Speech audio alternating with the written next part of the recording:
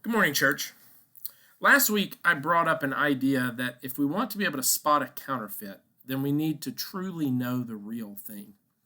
A simple or just a casual understanding of something likely means that you can be fooled if you come across a carefully made fake.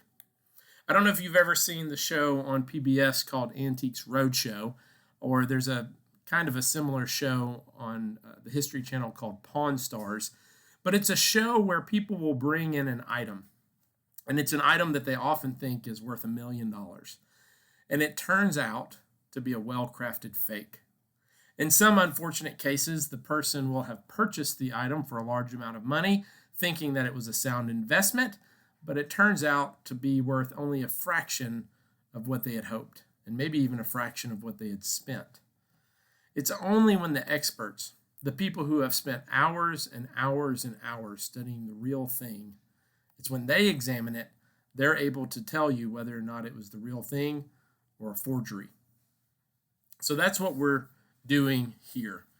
We are talking about living in an age in which it's becoming more and more difficult to distinguish whether or not an article was written by a human or an AI agent, or whether or not a video is real or a deep fake made with the help of a computer.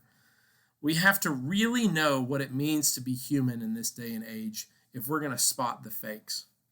Most importantly, we have to know and search the scriptures so that we can truly understand what we are, so that we can better find electronic counterfeits. Now, that's not the only benefit. Obviously, it's good to know what man is because God has created us. But I think it's important in this age to be thinking about it because we need to be able to spot the counterfeits as well. Let me start where I left off last week. I had read Genesis 1:26 and verse 27, and I would like to read that again. Then God said, "Let us make mankind in our image, in our likeness, so that they may rule over the fish in the sea and the birds in the sky, over the livestock and all the wild animals, and over all the creatures that move along the ground." So God created mankind in his own image. In the image of God, he created them. Male and female, he created them. Perhaps the most important thing about man, about each one of us, is the fact that we are created in the image of God.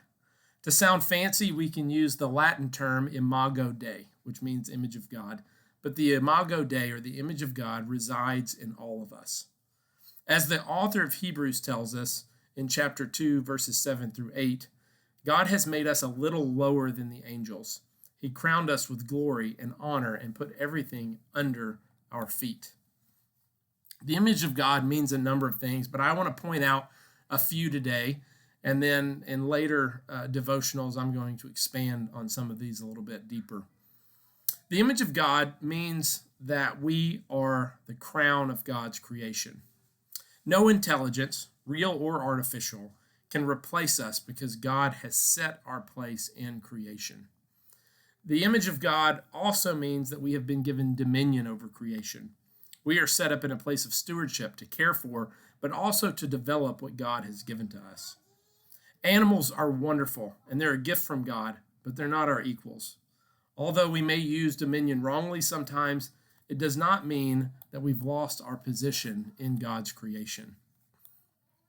The image of God also makes us God's ambassadors in the world. I'm going to expand on these later, but he's given us reason, something that distinguishes us from the animals. He's given us true creativity, and we have even more than that because of the image of God that resides in us. God rested on the seventh day from creation, but he gives us the power and authority to create cities, to build cars, to create these factories that make all sorts of gadgets, and he's even given us the power to make computers. Now again, I'm going to talk about some of these particulars a little bit more later on as far as what it means to be made in the image of God and us having reason and creativity and the like. But for now, I hope this serves as an encouragement that we have a special place in God's creation. We're made in his image. We're made a little lower than the angels. We're given dominion over creation. In relation to AI, I want you to know that no matter how complex or powerful No computer can ever carry the image of God. A computer can beat a man at chess. It can calculate difficult math equations in milliseconds, but we are God's image bearers, and that can never be replicated computationally. I'll be praying for you this week. Please pray for me, and Lord willing, I'll see you next week.